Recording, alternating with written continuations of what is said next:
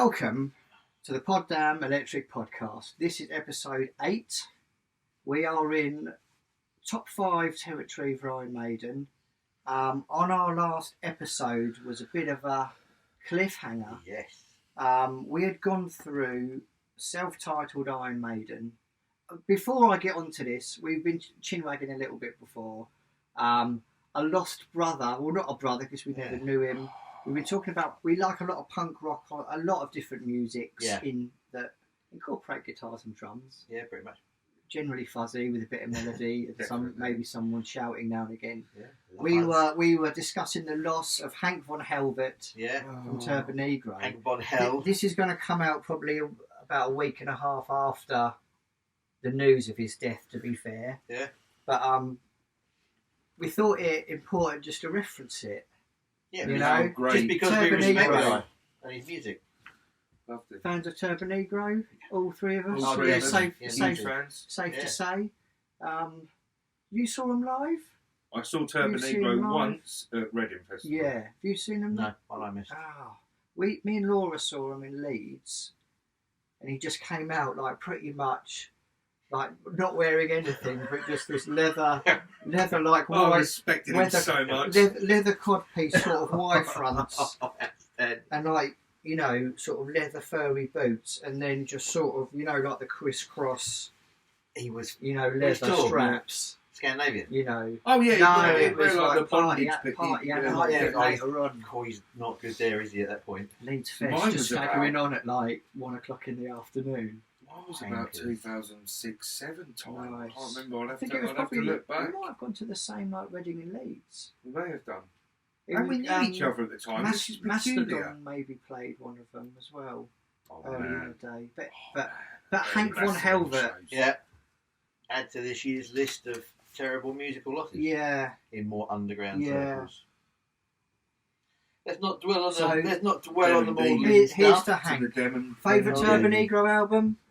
Ass Cobra. As Cobra. Same for me. As Cobra. Yeah. You go early too. Nice, Apocalypse Dude. Of course, from, yeah. from yourself.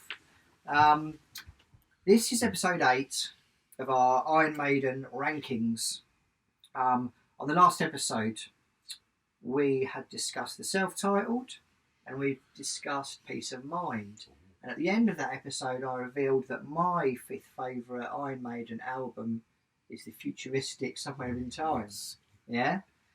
Now, that is not a discussion point because it's the first time that album's been mentioned. Or is it? Because I've got is it? Somewhere in Time as my number 4. Number 4 for you, Somewhere in Christopher. Time. Somewhere in Time. Still not a discussion It point. certainly isn't. I'm afraid it is. Oh! In at number 4, somewhere in time. Where is she? Incredible. Oh, the beaut. Yes. Cyborg Eddie. Oh my goodness. It's just like, bring 'em on. This shouldn't be fourth. It Can't shouldn't be. be fourth. But there's a reason it is. Okay. Kick So- it off then, Smithy. You started well. Continue. Right. Somewhere in time. Do you want to hold the Yeah. record? Do you want a couple of lines of background from Please myself? do. We're in 1986. Yeah. Came out. They're still on EMI. They record this in the Netherlands. You know, Yeah. famous for some of its, you know, more chilling environments. Most definitely. Martin Birch is obviously at the helm. Comes out in September '86. It follows Power Slave. They've just done the most gargantuan tour of their careers. For Of like, all you time, know, I think. 13 you can call years, it. 13 months literally Yeah. in a bus, etc., etc. We get onto that depending Yeah. when this bad boy comes up. Yeah, Yes. So they've done that. They've gone back in the studio after releasing one hell of a record, Power Slave, and they come out with Somewhere in Time. This is a big year. 86. Firstly, we've got Slayer, Rain and Blood, 1986. Yeah. So your primo bands are at the pinnacle of where things are going to start to get good in my eyes. Yeah. And a lesser for you, but for me, Master of Puppets came out Nice. in this year. Nice. But we won't spend too much time talking about your most loathed act. No. I love this album. The thing I love about it is that this is at this point that they start going, we need to go with a concept. Nice. It Yes. might not be fully conceived on Although somewhere if in you could time. fold out this artwork, you would see that there Yeah. are conceptual themes even in the artwork throughout the whole thing. Well, huge influence from Blade Runner, Oh, yeah. wasn't it? That was the Yeah. thing. Should we go into capturing the art? future Should we go into the artwork Oh, first? this Because it's is a massive talking incredible point. artwork. It's probably the biggest talking point of any of their Yeah. album covers. The amount of hidden detail inside Agreed. these pictures. Yeah. Somewhere in Time is my favourite album cover by Iron Maiden. So your favourite cover is Somewhere in Time. My favourite album cover is Somewhere in Time. It's probably If an you had- argument. if Yeah, if you I had was to put on the pick spot, one, yeah, if I probably put on would the spot, ya? dynamic, isn't it? You've got all three. All three of us behind the artwork. It's And I mean, if fucking I look at sick. if I I look love at it. the size of Classic font, but I love that Somewhere in Time Yeah. where they've gone with digital that 80s, right? digital 80s. Yeah, So you can you see. and look see at the fact- Eddie, man. So if I look at the vinyl where I can see everything in detail, this is just a few of the choice in references, and we're not dialing all the way down here. One corner you've got Acacia for Acacia Avenue. You've got what looks like the original Iron Maiden over what looks like the font and the colour scheme for the Women in Uniform cover. So there's reference there. And then you've got, He knows his shit. That's doesn't no his he? shit. and then the I front, just see the it. front, I tends, haven't picked any of that out. the front tends to pull back. There are a few more hidden details, but the back, it starts to get silly. Bruce is holding the brain from Peace of Mind. Scores for West Ham and Arsenal. There is the ancient Mariner Seafood Restaurant, Long Beach Arena. Bradbury Towers after the author, most definitely. You've got a Doctor Who TARDIS hidden up in the corner. Rainbow Bar and Grill is probably a reference there. There is something else, but I can't find it. Ruskin Arms is Oh, down the Phantom bottom Opera there. House is there. Ruskin Arms is there. Actually, so there you go. What's the time on there as well? 2 minutes to midnight. 2 minutes to midnight. So, Let's not oh, get too excited yet. Icarus is up the top. So the point, Ace's High Bar. Sorry, I've got to stop now. The point is, people say you buy, especially back in the old days, right, you bought a record and you got, you know, your futuristic moon buggy pig. Which looks better. That is fucking sick, isn't it? That is absolutely wonderful. So just getting back to point is that you get an album, you savour the album cover, you go through the lyrics. This album cover is almost a worth of study for the 51 minutes of its playing Oh, time. it's incredible. And that's without getting to all the usual stuff in there. So in terms of just interactivity, and There's and probably say the websites artwork, devoted to this everything, shit. and like, a great Eddie, Yeah, absolutely cracking Eddie. Yeah. Everything about this is just like phenomenal. yeah. Introduction of guitar synth. Oh yes, Go on. Well, this is when we start to get Harris, who has previously gone on record to say that they're not interested in that sort of thing. Never. Dickinson joins, things get a bit more theatrical, the concept starts to come out, the discussion of the concept comes out, and all of a sudden the guitars are now honing in on some synth action, Yeah. which only bodes well for me, because what's to come Yeah, with the fully embracing the Oh, the synth synth, with yes. a higher album Mm. is just perfection. It's incredible output because you referenced Dickinson joining, obviously. Yeah. Knob came out in 1982. 4 years. It's only 4 yeah, years. Yeah. I know. And Still they've done fresh. Knob, Peace of Mind, and Power Slave, and they're just about to drop this. And they've done the biggest tour in the history of at least rock and metal, if not all 4 time, and the years. live album. So it is insane. My word, boys. So to keep in with the facts very quickly before we all just digest the album, first single Wasted Years, Smith, Dickinson, Ripper, you know, pop hooks at go-go, chorus that'll lift the top of any building, followed up by Stranger in a Strange Land. Yeah. Again, two astonishing singles. I thought about this today. I think I was brushing my teeth, and I'm going to put forth that Wasted Years is Iron Maiden's best single That's as a single, very good call. and what a single kind of used to mean to bands back Yeah. in the day. That's my argument that it's Iron Maiden's greatest single. You know, I'll bring mine up in a couple of love couple it. more. Oh, Yeah, I my think it's a super favourite point, is but I not- can challenge it with my own one. I can challenge it too, and I'm wondering if you're going to challenge Okay. it with the same one that I am. I'd be I intrigued. can't wait. That's fabulous. I can't wait. So Intrigued. B-sides of these singles covers That Girl by Interesting. FM, Juanita by Marshall Fury, and of course the famous Sheriff of Huddersfield comedy song they wrote about Rod Smallwood, Right. which is funny when you listen to it the first few times. Yeah. Then it gets I a must little admit, bit. I don't delve into it No. very often. And of course we have the first of the proper Maiden videos, DVDs, films, whatever you want to call it. So Yeah. we've had Live After Death. Yeah. It's all been mostly live stuff before that. We get the 12 Wasted Years VHS. It's the first time we get live stuff and sort of like that whole sort of almost like semi-documentary sort of interview thing mixed in there. So 12 Wasted Years wasn't just another live presentation. Yeah. It's got some like more factual stuff in it. So that was big because it's got the documentary in there as well. And that means now that's the jumping off point for all the Maiden like videography stuff that will come from there. Line up: Dickinson, Harris, Murray, Smith, McBrain again. Somewhere on tour is the dubbed tour with the big inflatable Cyborg Eddie and Bruce with that weird Hey Nonny Nonny shirt on, and then the sort of green and black Andy Paddy jumpsuit with the Mate. beating red art on it. Yeah. Out there. And it's hilarious him Out talking there. about that on that History of Iron Maiden. Because he thought it'd be like this cool jacket with like throbbing veins, and it's literally these like incredibly heavy at the time like LED, or not even LED, probably like battery operated like lights, Massive Curacao. and then this random like heart That that heart, like yeah. lit up. But fuck it looks incredible. It wasn't fully how he wanted it to be, was it? 1986. How it turned out wasn't fully No, how he wanted it No, to be, but he probably, went with probably it. not close. He went with it. And he committed to it, which I respect. He committed to it. He had some quite flouncy, tight trousers on to go with. Well, didn't we he? are 1986 here. 86, 87. Fully behind the look. All right, so I'm gonna start with the album itself. Talk music, And this Chris. goes back to one of the points you've made in an earlier episode about great Maiden lead-off tracks for albums. I mean, good grief, this one just brings you straight in. You know, the eerie guitar sounds, some of those synth effects and everything. This and is it's one just of my favourite massive Maiden gallop. opening tracks. massive gallop just Somewhere in kicks in Time. and you're done for. We're talking about Caught Somewhere in Time. Oh, absolutely incredible. Bruce's voice is just over the gallop. top of it. This is the perfect The gallop. perfect gallop. And the album is full of that pace. 7 minutes and I'm gonna 22 reference seconds for an album opener. Barely Doesn't- feels like a don't clock feel score like an it. hour. Doesn't Yeah. feel like it. Doesn't outstay its welcome. And I think that's because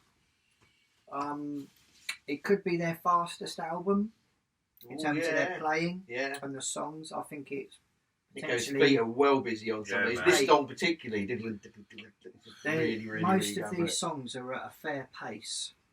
It's a quick one, for it. you know. Raining Blood came out the same year, a little bit pacier. Pacey. Oh yeah, definitely. But this is a quick old album. We're talking So, about yeah. Wasted Years, and then you get to two songs that have always been big live favourites, particularly Heaven Can Wait, big Yeah. live favourites. Yeah. This is the one we talked about, gave Blaze Bailey to do, where he just couldn't get that smooth drop of the note. Yeah, but, you know, talk about these ones, boys. Talk about these deep album tracks. Yeah, Sea of Madness, absolutely fantastic. Is that the one that starts? Oh, does it start with some? No, just got a really Pretty pummeling, driving synthy. riff. No, Sea of Madness is the really driving riff, but Heaven Can Wait starts off with the plucking. Now, this album started at number 2 for me. Did it? Well, it initially started at number 2, and I dare say it's an impeccable album, but there wasn't a strength to the album that the three above it, in my mind, have. Okay. And as I went through the tracks, I started to realise that I liked the album, but I could see where you could kind of see the cracks, where the concept was there, and then Bruce went, "I'll screw the concept, we'll just do another track." Yeah. And then they just kind of I think they kept do going reference back that, and like in forth. interviews and stuff, where they would do some more, themed work, and there would just be the odd track that was just like a random track about like going down the pub or something. Yeah. Not that extreme, but you know what I mean.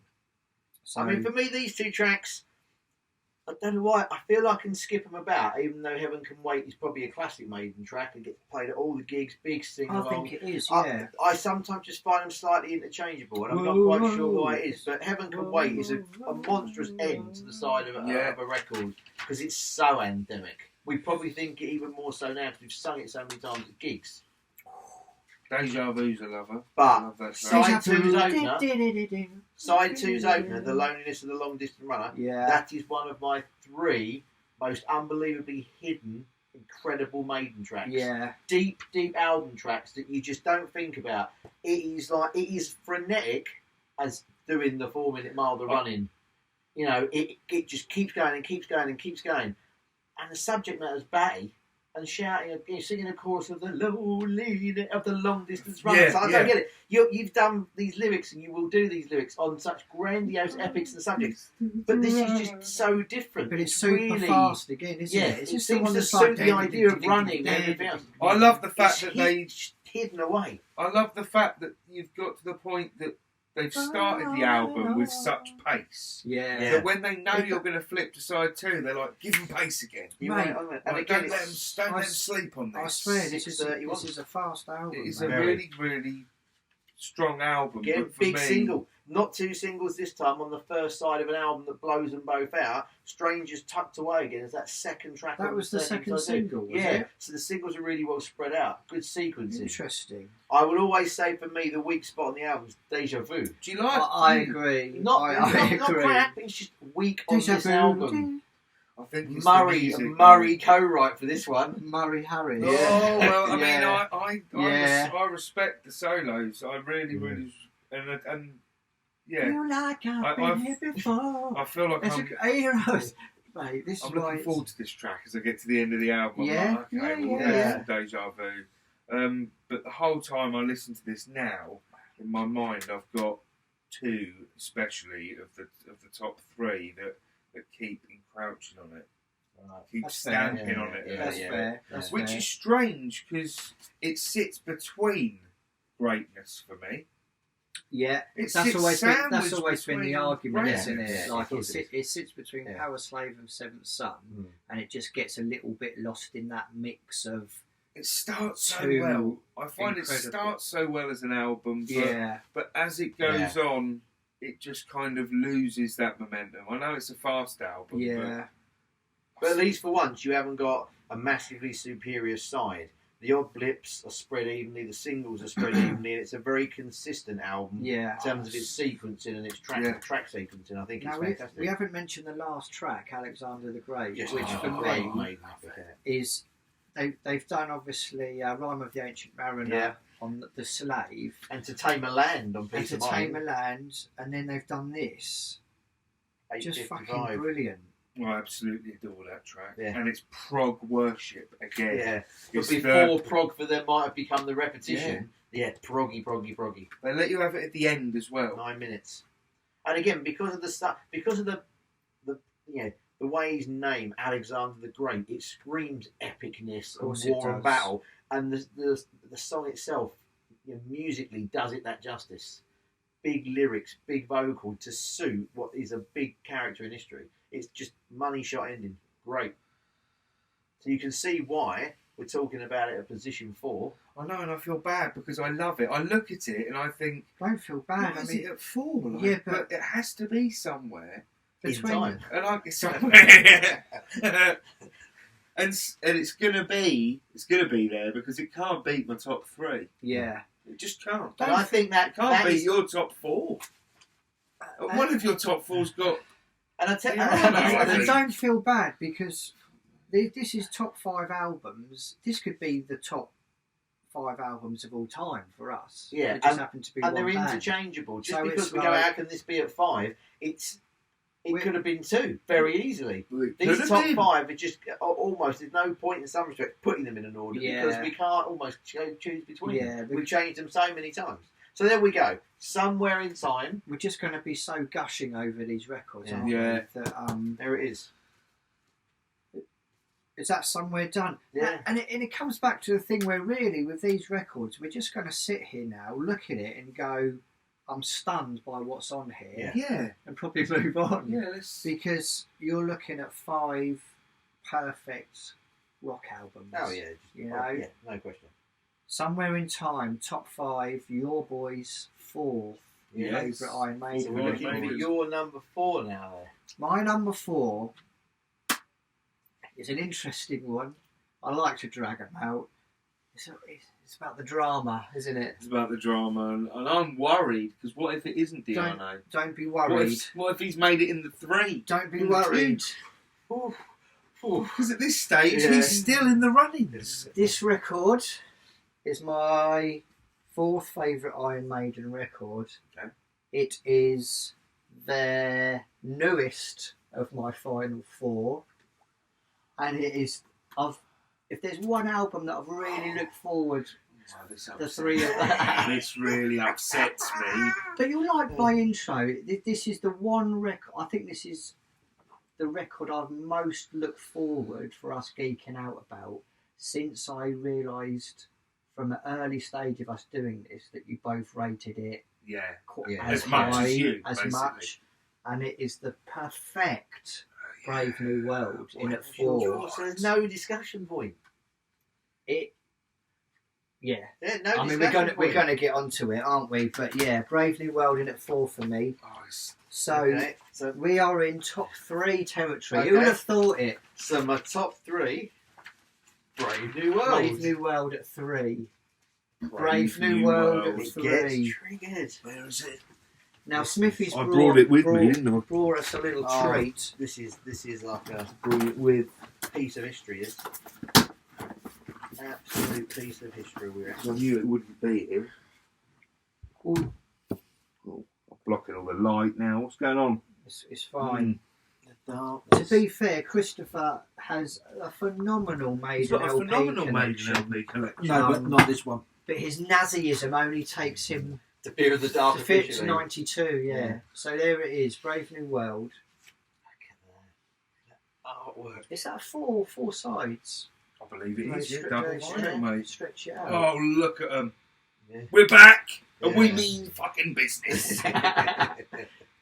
Start at that point, Smithy. What's happening Right. with them Okay. we're in the year 2000. You're That's all I'm gonna talking. say. You're talking the point in my life, basically, where my ears fully pricked up Yeah. to Iron Maiden being a band, and that is simply Wicker Man, which I think, and I will argue,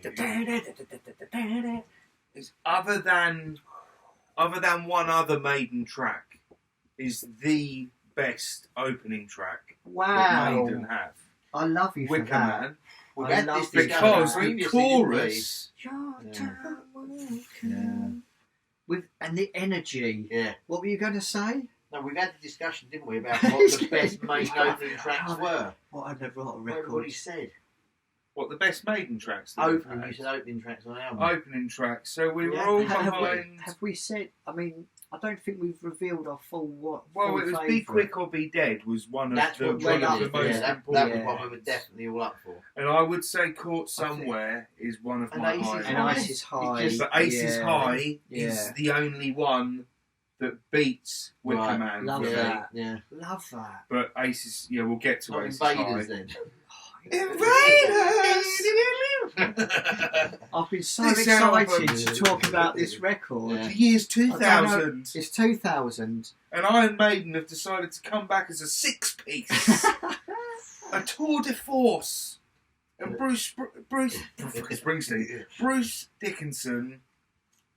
It sounds, I think you might not agree. I think this is his strongest vocal performance Really? It's easy.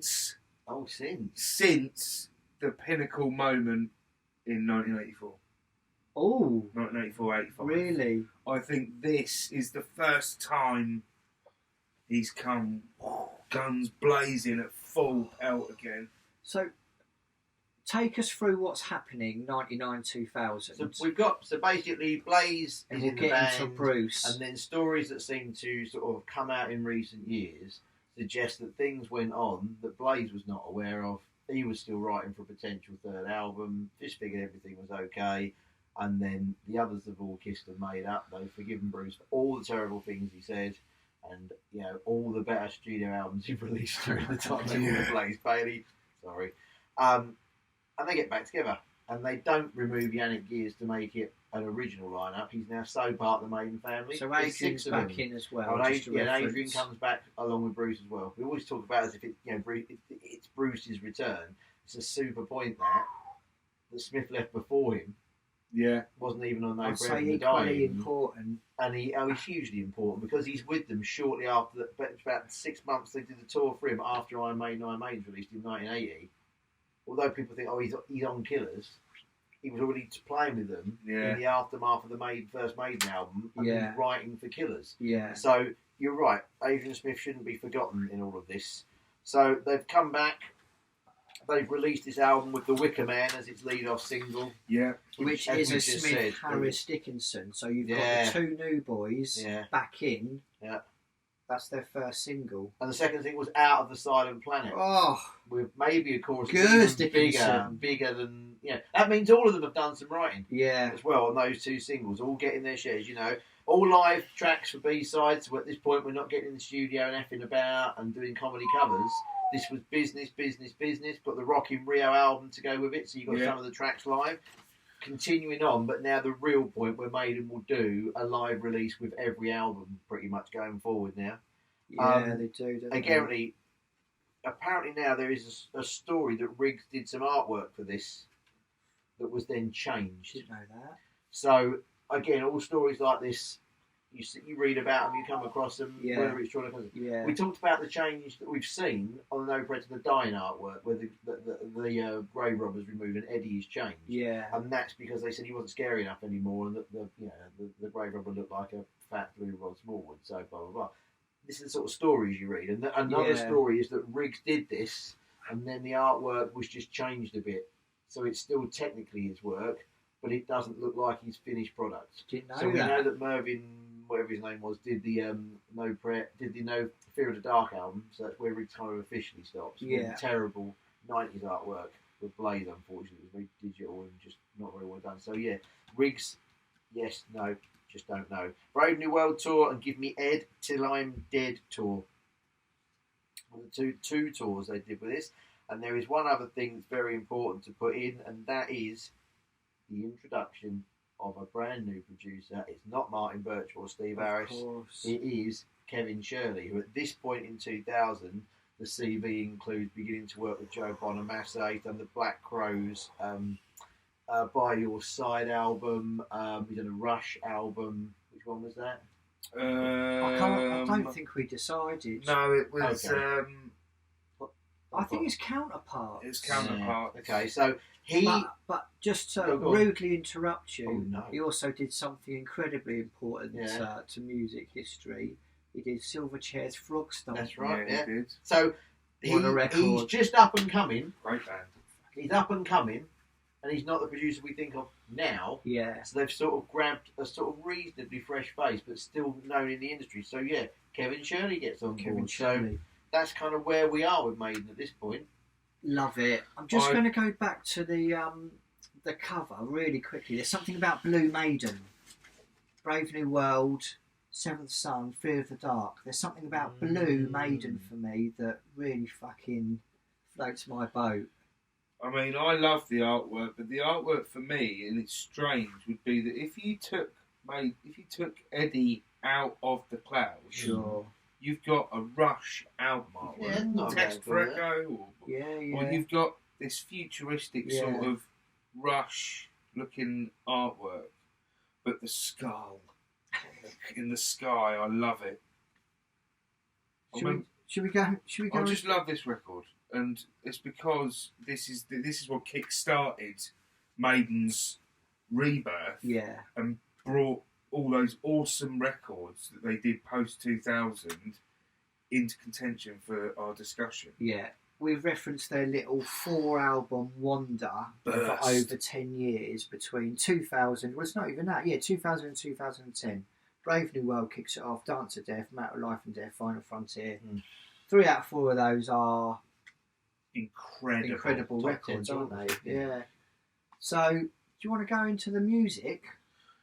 Right. I mean, this is why it's so highly rated. It's because they're 10 tracks, I think. 10 unbeatable tracks in their studio output, in my mind.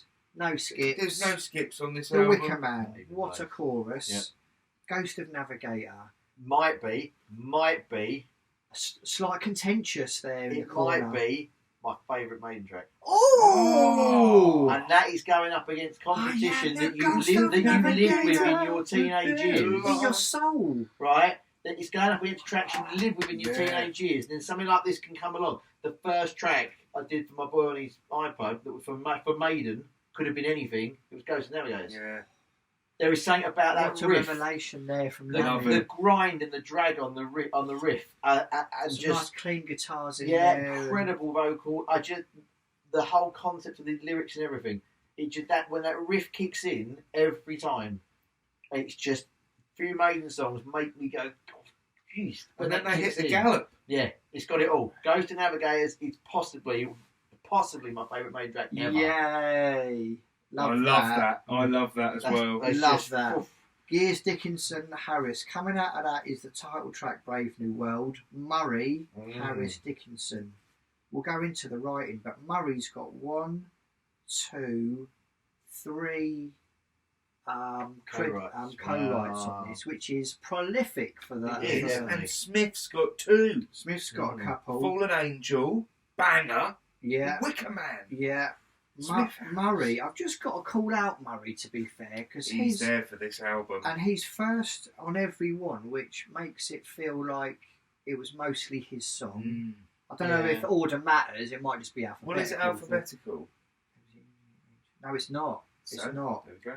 So Murray is contributes to Brave New World. Oh my word. The Nomad. We'll get into the Nomad because that is we'll get into it. Sorry, I'm digressing. And thin line between love and hate. So yeah, track 3, Brave New World. Oh, brave! Yeah. It's got that fucking 80,000 in South America. Up and down, mosh, definitely. Yeah. Oh yeah, no question about that. Isn't it?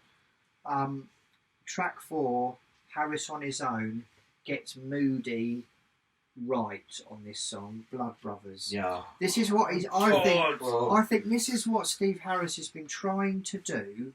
Blood Brothers has got one of my for the 10 years before this, and he gets an anthemic stadium sing-along with a bit of darkness, right? And I think he's been trying to do that since sort of X Factor, get that moodiness. And I think he gets it right on Blood Brothers. Blood Brothers.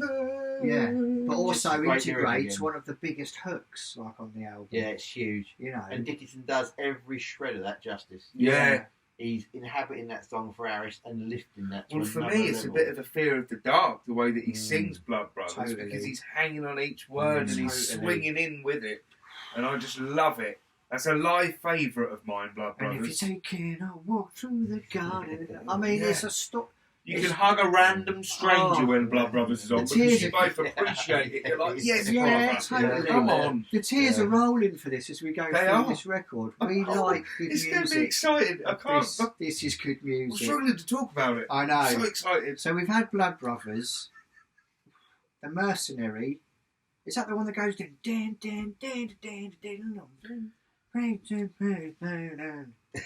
I mean, nowhere to run. It's the Mercenary, isn't it? Nowhere to hide. Show them no fear. Show them no pain. I mean, fuck me. That is no filler. That's no filler, this is it? This is a three-pronged guitar attack. Yeah.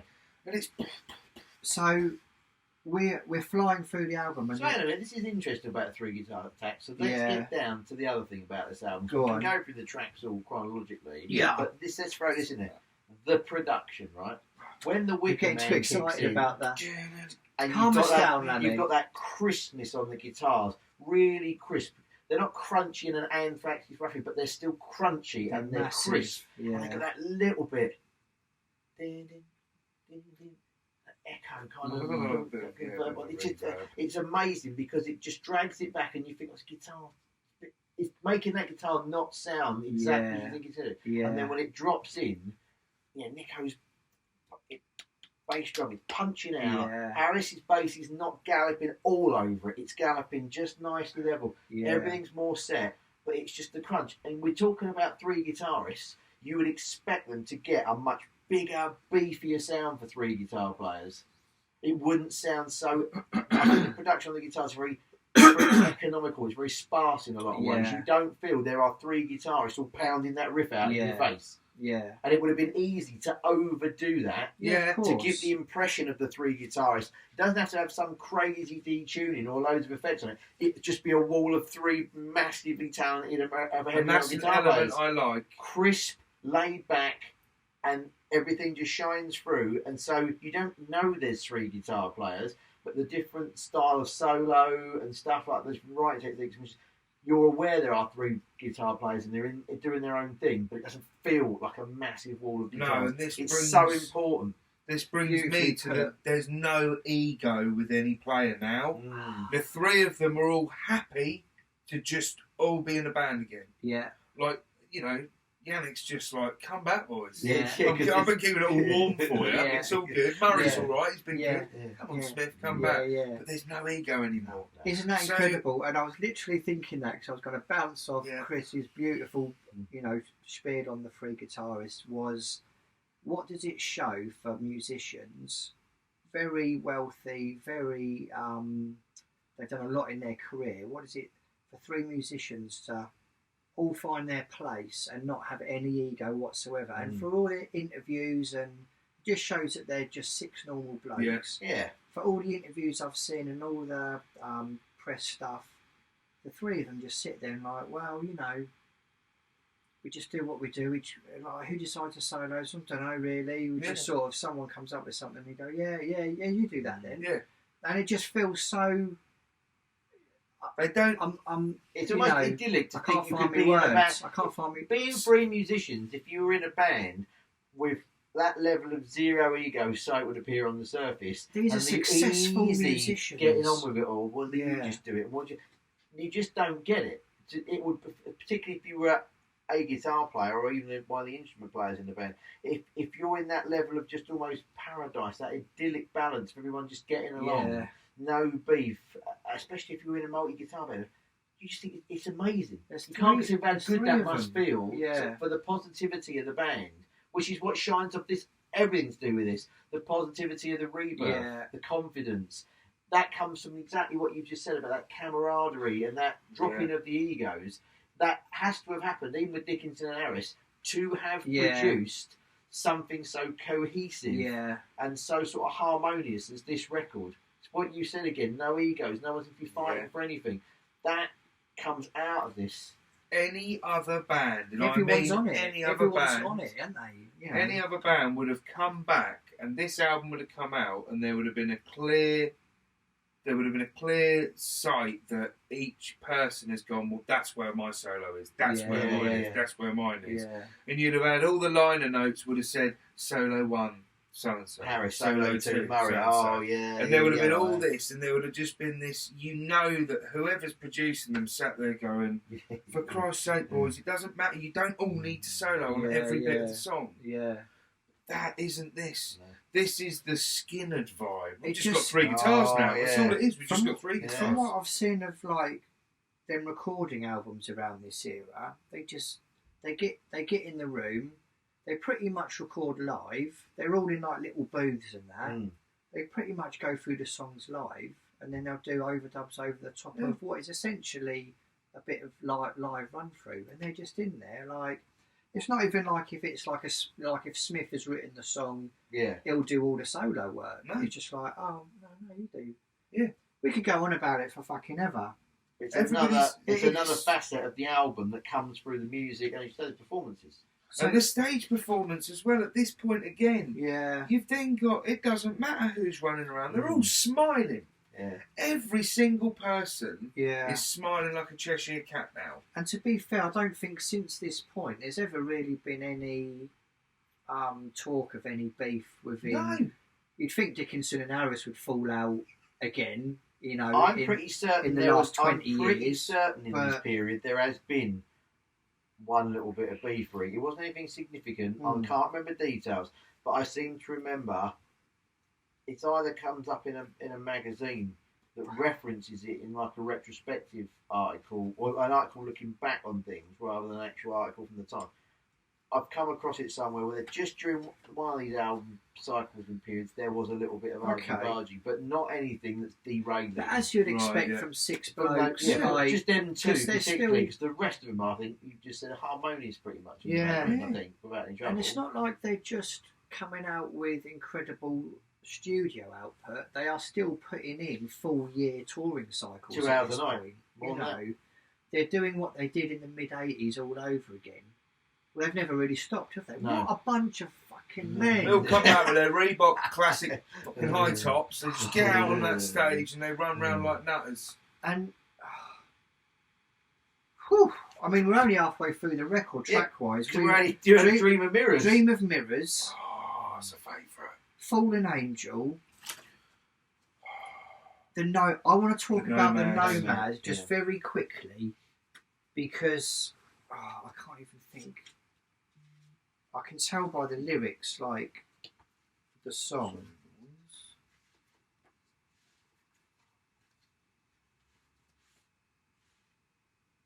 Fucking hell, when Dickinson comes in. Because there's a bit of an instrumental passage before Dickinson comes in. Nothing significant, but it's there. And I can't. And when Dickinson comes in, I think it's then where there's a bit of a half time and a bit more of a swing. Like a mirror, what is it? Like a mirage riding on the desert sand. And he sounds so aggressive. That's what I remember. And you're like, fucking hell. I don't know what it is about it. The delivery of it. It's how he means every word on this record. And it's got this big drawn out bit in the middle that it's got quite clean and just. It's funny air drumming, but you have to mention Nico as well. He anchors this album. It's almost like a post-rock sort of like Capricorns-y sort of almost. Yeah. Like, it's fucking sick.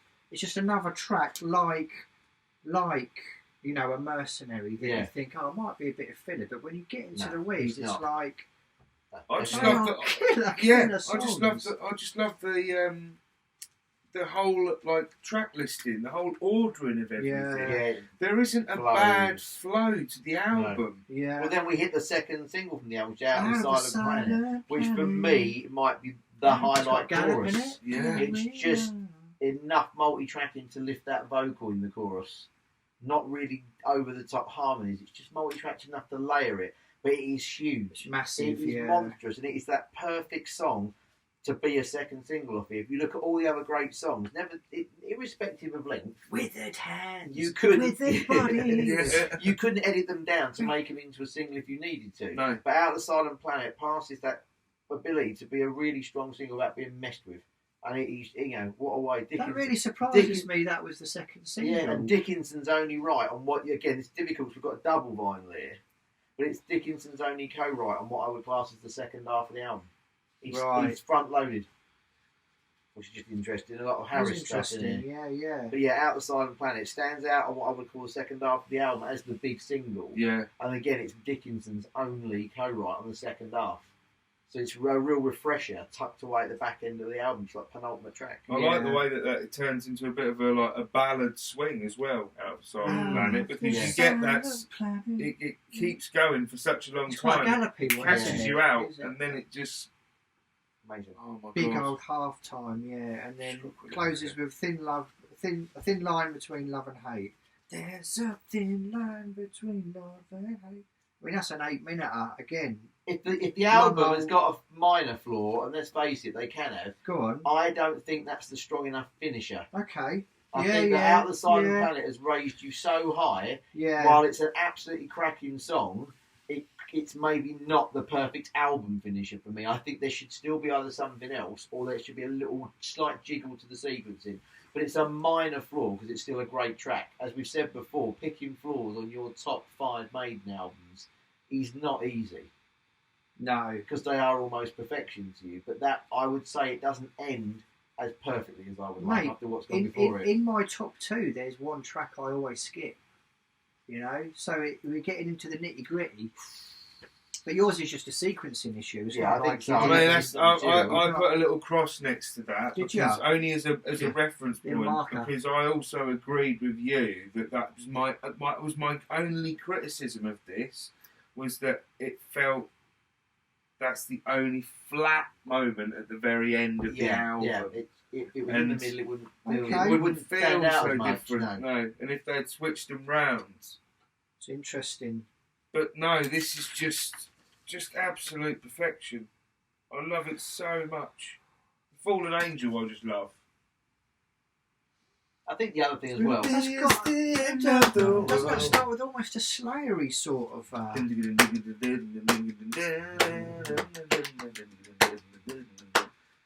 It's Oh God, yeah. Watch it, Fallen Angel. I'll go back to what I said about the production though. You go through all the Birch albums, and we know there are those that are elevated by their production, and those it doesn't necessarily make the album worse, but they're not elevated by their production. Power Slave is. We've said Somewhere in Time probably is, but Seventh Son definitely is. They're elevated by the production, the sound of that album, the tone, the particular production on the guitars, everything about it. So when we get to where you're this, going with this. Birch had got tired by No Prayer, and he was even more tired by the time he did Fear of the Dark. Then we've talked about the mess of the two Blaze albums, because let's face it, they could have tapped into something else or tried to keep it really true. But anyway, we've been through all this. So if you think about it, we're going back to Seventh Son, which is 1988. Yeah. As probably the last album where the production really made a difference and really raised it. This is the next level. You've pulled it out This the bag. is the next level. Yeah. Of all of their comeback albums, with great... I've always said Senjutsu and Final Frontier jumped out at me more in my rankings because of the production and different things they were doing sonically on the album.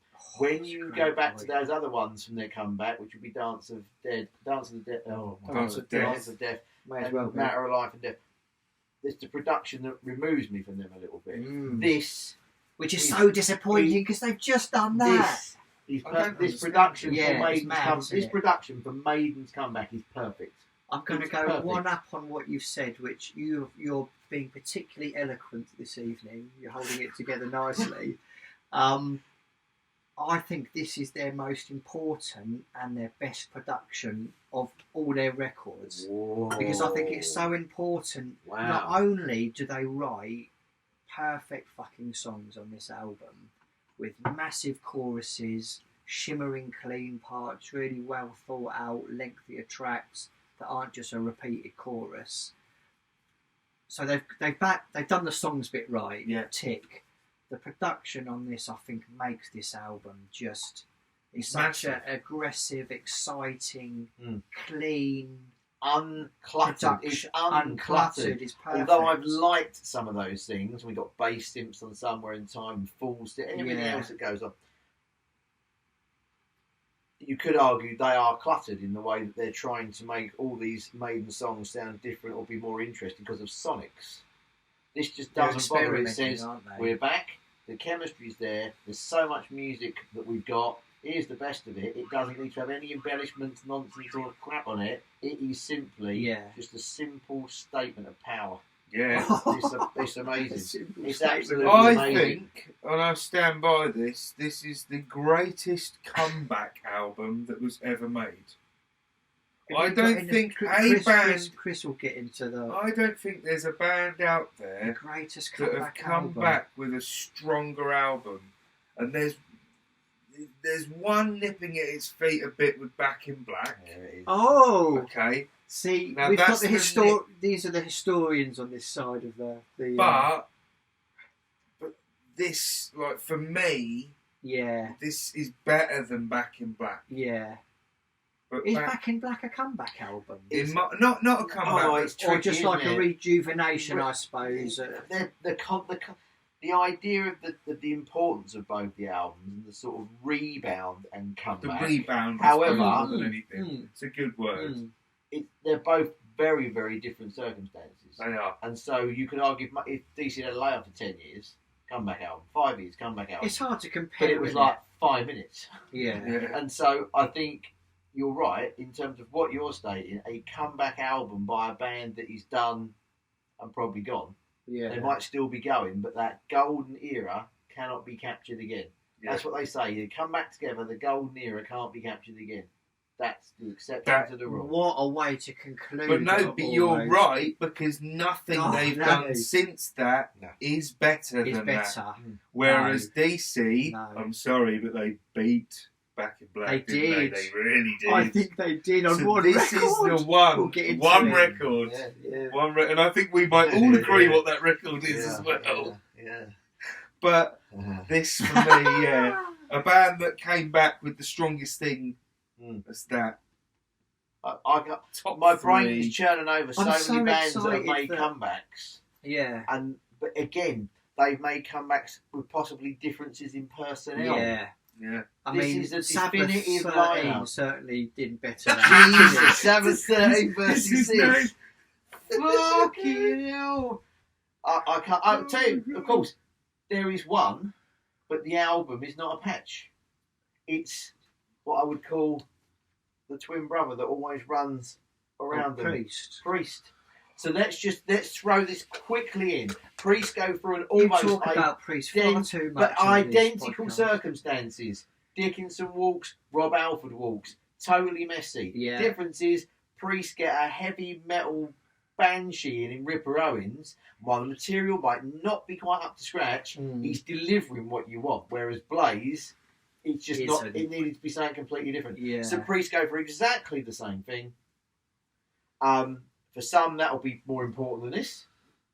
But it is two of the iconic, biggest British metal bands of all time during the 90s separate from their talismanic fucking singers. So when Priest come back, they do Angel of Retribution. Which I hate. The opening track of It's which alright. is Do ya? absolutely incredible, the opening track. And it's a good album, but it is not It's not this. Brave New World. And that's the closest thing when we're going back to the point, which is a band making its comeback with its golden era lineup, everything else, blah, blah, blah, blah, blah. I can't think of a better one. Love it. can't. And the reason I was so excited about going into this album was when we talked about doing Maiden for our first little journey. I've always held this in such high regard, and very quickly when we were giving each other little tip-offs to sort of how we felt about certain records or certain decades or whatever, it was quite apparent to us all, I think, that we all realised we put that really high up Held it in high straight regard, away, yeah. and then even going through the re-listening of all the records, like if anything, it We've probably tried to push it down. If Yeah. anything, we've all gone in and thought that's going to be fucking high. Yeah. like how can a record out of the okay, 80s yeah. be your third So, favourite? yeah. You know, So you're then fighting this because you know how Yeah. strong it is. which proves its strength even more. If you're almost forcing it out of your top few, Yeah. and it can't be pushed- it can't be No. forced. Just above somewhere in time, didn't it? Yeah. It did for me. Okay, so Brave New World is in the bank.